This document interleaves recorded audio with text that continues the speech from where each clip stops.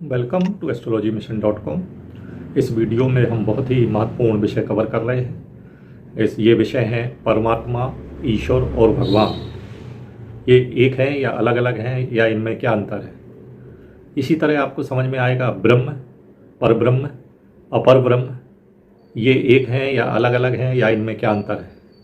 इसी तरह आपको समझ में आएगा परम शिव, सदाशिव और शिव, ये एक हैं या अलग अलग हैं, या इनमें क्या अंतर है। और इसी तरह जो है अंत में आपको समझ में आएगा कि ये शिव है, शंभु है, रुद्र है, महेश हैं, ये सब एक हैं या अलग अलग हैं। परमात्मा, विश्वात्मा, आत्मा, जीवात्मा, प्रेतात्मा, इन सब में अंतर है। ठीक उसी तरह जिस तरह परमात्मा, ईश्वर, भगवान, ब्रह्म, परब्रह्म, अपर ब्रह्म, सबल ब्रह्म, परम ब्रह्म, सदाशिव, शिव, परम शिव में अंतर है। लेकिन क्या होता है, लोगों ने सबको आत्मा नाम दे दिया है।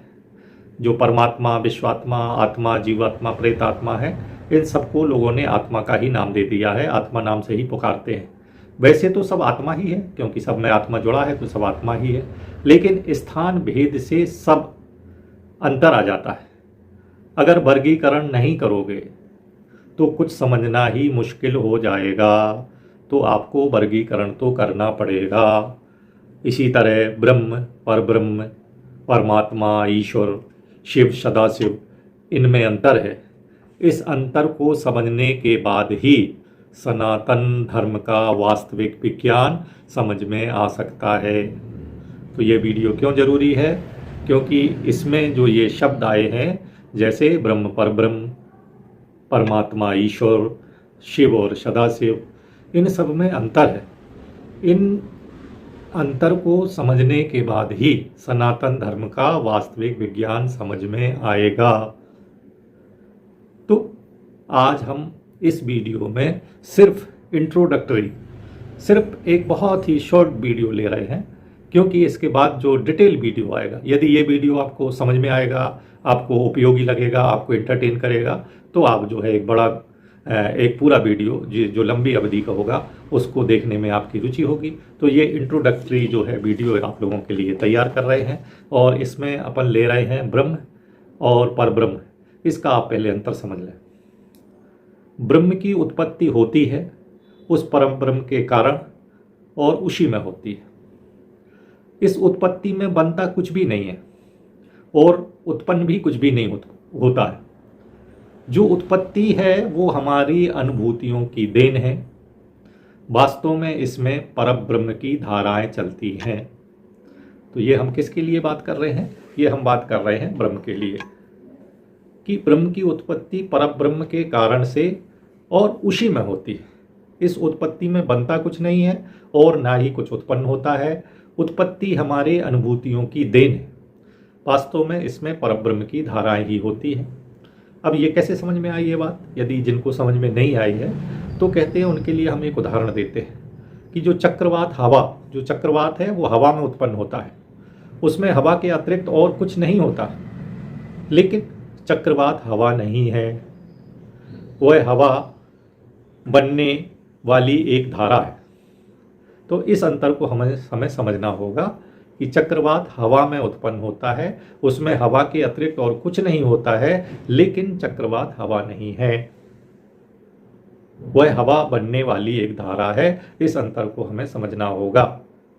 ऋग्वेद का पुरुष सूत्र में इसी ईश्वर का वर्णन है, और एक संरचना का वर्णन है। प्रकृति में संचरण करने वाली इस संरचना को ही ईश्वर कहा जाता है, और जो इसके केंद्र में बैठा है वो ब्रह्म है। तो ब्रह्म की उत्पत्ति परब्रह्म के कारण उसी में होती है। इस उत्पत्ति में बनता कुछ नहीं है। तो यहाँ आप ये समझ लें कि ब्रह्म की उत्पत्ति परब्रह्म में उसी के कारण होती है, लेकिन उत्पत्ति में कुछ बनता नहीं है। उदाहरण आपको दिया कि चक्रवात हवा में उत्पन्न होता है, उसमें हवा के अतिरिक्त कुछ नहीं होता, लेकिन चक्रवात हवा नहीं है। तो ब्रह्म जो है परब्रह्म में उत्पन्न होता है, तो ब्रह्म जो है वो परब्रह्म नहीं है। मतलब ब्रह्म और परब्रह्म अलग है। तो परब्रह्म क्या है, परब्रह्म जो है अनादि है, अनंत है, अखंड है, निर्गुण है, सर्व तेजो में है, सर्व चेतन और निराकार है। तो परब्रह्म निराकार है, निर्गुण है, अनंत, अखंड, अनादि है।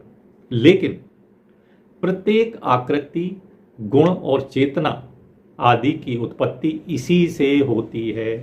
ये बात समझने वाली बात है कि परब्रह्म अनादि अनंत अखंड निर्गुण सर्व तेजो में सर्वचेतन और निराकार है। लेकिन प्रत्येक आकृति, ब्रह्मांड में प्रत्येक आकृति और गुण और चेतना आदि की उत्पत्ति इसी से होती है, इसी परब्रह्म से होती है। इसकी पहली उत्पत्ति ब्रह्म के रूप में होती है, जो अभी आपको बताया है कि ब्रह्म परब्रह्म, ब्रह्म की उत्पत्ति परब्रह्म के कारण और उसी में होती है। तो उसी बात को यहाँ कह रहे हैं कि इस परब्रह्म की पहली उत्पत्ति ब्रह्म के रूप में होती है। इस उत्पत्ति को बहुत से ऋषियों ने उत्पत्ति नहीं माना है, इसे परब्रह्म का एक स्वरूप माना है। परब्रह्म से जो ब्रह्म की उत्पत्ति होगी तो कहते हैं वो परब्रह्म का स्वरूप माना है। परंतु भौतिकता की उत्पत्ति यहीं से होती है, अर्थात परब्रह्म में जो धाराएं चलेंगी वो ब्रह्म कहलाएंगी और ब्रह्म से जो है समस्त भौतिकता की उत्पत्ति होगी। जीव और प्रकृति दोनों अजन्मे और अनादि है। जीव भी अनादि है और प्रकृति भी अनादि और अजन्मा है, क्योंकि जन्म केवल रूप का होता है, उस तत्व का नहीं होता है जिसमें वह रूप उत्पन्न होता है। तत्वों के मिलने से रूप बन जाता है और तत्व तो इटर्नल है, शाश्वत है, तो तत्वों की तो कोई उत्पत्ति नहीं होती। इसलिए कहा गया है कि प्रकृति भी अनादि है, अजन्मी है और जीवात्मा भी अनादि है और अजन्मा है। तो ये परब्रह्म है और ब्रह्मा पहले बता दिया गया है। लेकिन ये समझना हमें इसलिए है कि ईश्वर का आधिपत्य ब्रह्मांड तक होता है। जो ईश्वर है उसका आधिपत्य एक ब्रह्मांड तक होता है और ब्रह्मांड के बाहर कुछ सीमा तक होता है। और उसके बाद जो है उस परम तत्व का अस्तित्व होता है, ईश्वर का अस्तित्व वहां नहीं होता है। यह दूसरी बात है। एक और बात है कि चाहे ब्रह्मांड जितनी बार उत्पन्न हो, क्योंकि ब्रह्मांड बनते रहते हैं, बिगड़ते रहते हैं, तो ब्रह्मांड चाहे जितनी बार उत्पत्ति हो, ईश्वर के स्वरूप और उसकी संरचना और उसके गुणों में कभी कोई अंतर नहीं आता।